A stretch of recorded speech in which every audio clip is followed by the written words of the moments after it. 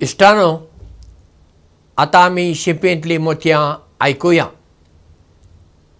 जर्मनींत ओबेरामेरगांव नांवाचो एक गांव आसा आनी तो गांव वर्साक एक फावटी इतलो फामाद जाता, इतलो थंय लोक येता, कित्याक थंयसर जेजूच्या पाशांवाचें एक नाटक जाता. अशें म्हणटात त्या गांवांत खंय वशाची पिडा एपिडेमीक आयली आनी ती पिडा पयस करूंक तांणी देवा कडेन मागलें आनी म्हणलें, सायबा, ही पिडा तुवें पयस केली तर जाल्यार दर वर्सा आमी हांगासर जेजूच्या पाशांवाचें नाटक करतले. आनी ती पिडा पयस केली खंय तेन्ना पासून थंयसर करेजमांत म्हणजे प्राचीत काळाचेर हें नाटक थंयसर जाता. आनी तातूंत गांवचेच लोक तातूंत पात्र घेतात. सगळो गांवचो लोक एक जाता आनी त्या नाटका खातीर हातभार लायतात.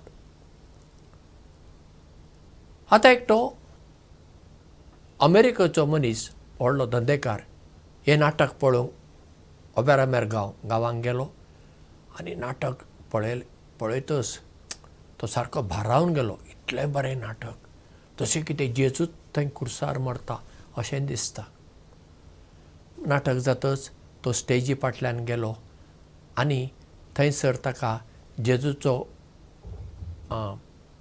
पात्र केल्लो आंतोन लॅग मेळ्ळो. ताणें ताका परबी दिली आनी आंतोन लॅगाच्या कुशीन रावन आपणाचो एक फोटो काडून घेतलो. उपरांत ताणें पळयलें थंयच कुशीन जेजूक खुर्सार मारलो खुरीस थंय आसा कुशीन. ताणें आपल्या घरकारीक म्हणलें, आपलो कॅमेरा दिवन, आतां हो खुरीस हांव मातसो म्हज्या खांदार घेतां, तूं म्हजो एक फोटो काड. घरकारीन म्हणलें, बरें, काडटां. तो गेलो आनी असो मातसो भागवालो आनी तो खुरीस आपल्या खांदार घेवंक ताणें उबारलो. पूण ताच्यान तो खुरीस उबारूंकूच जालो ना कितें केल्यारूय. तो इतलो जड आसलो, ओक रुखाचो तो खुरीस. तेन्ना ताणें आंतोन लॅगाक म्हणलें, म्हाका दिसलें हो खुरीस पोकळ आसा आनी हो इतलो जड खुरीस तुवें व्हांवोवची गरज आसली. ताका आंतोन लॅग म्हणटा, वय, गरज आसली. जर तर म्हज्यान हो खुरीस व्हांवोवंक जायना तर हांव जेजूचो पात्र कसो करूंक शकता आसलो. जेजून कितें भोगलें तें सगळें हांवें भोगूंक नाका आसलें, देखून म्हाका हो इतलो जड खुरीस व्हांवोवचोच पडलो.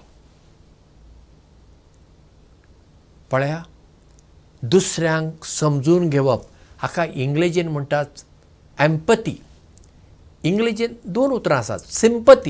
सिंपथी म्हणजे दुसऱ्यांचे कश्ट पळोवन आमी चुरचुरता, आमकां दूख लागता, ती सिंपथी. एम्पथी म्हणजे तांचे कश्ट आमी समजून घेता,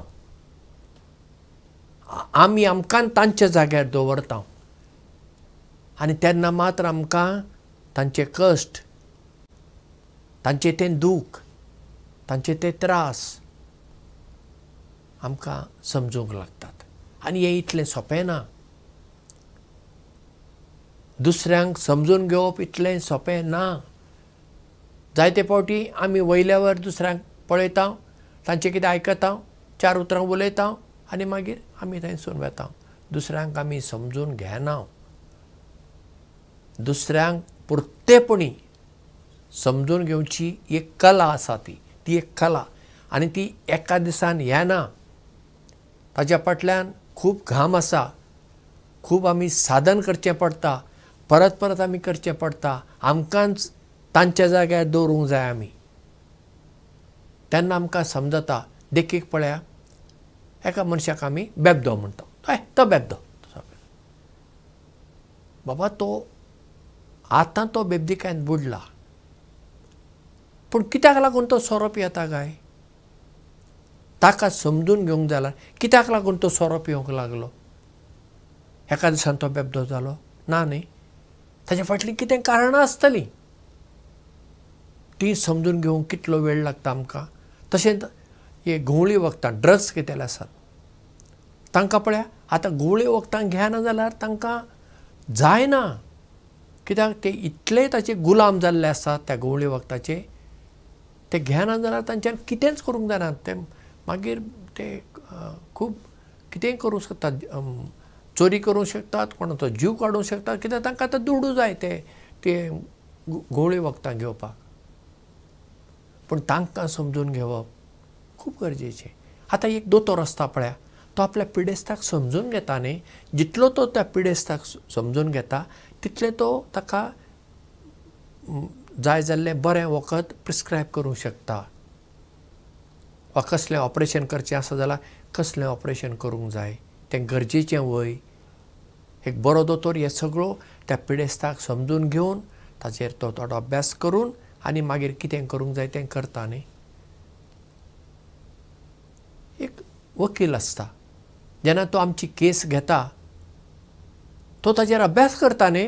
बेश्टो उठलो सुटलो थंय गेलो कोर्टीन गेलो. आसता थोडे वकील तशे बेश्टे पयशे मेळटा म्हूण आपल्या क्लायंटाक फटोवपी आसता थोडे, हांव ना म्हणना. पूण एक बरो वकील आदोगाद तशें करिना. तो ती केस सारको अभ्यास करता.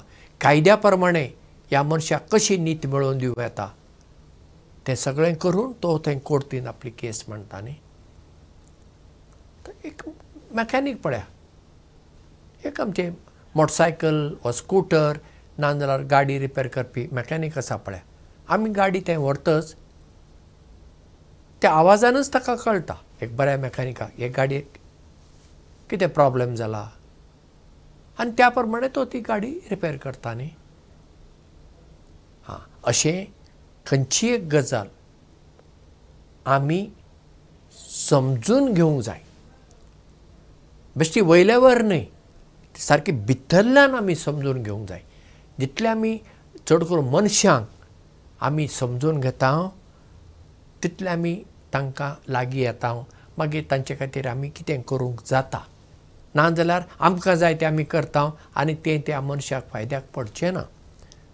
जेन्ना आमी तांकां समजून घेता आनी पुर्तेपणी समजून घेता आनी मागीर कितें करूंक जाय तें ठरयता, तें त्या मनशाक चड फायद्याचें जावं येता. तर आमी आमच्या जिवितांत फकत सिंपती दाखोवपी न्हय पूण एम्पथी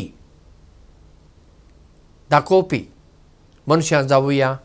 देव बरें करूं आनी मोग आसूं.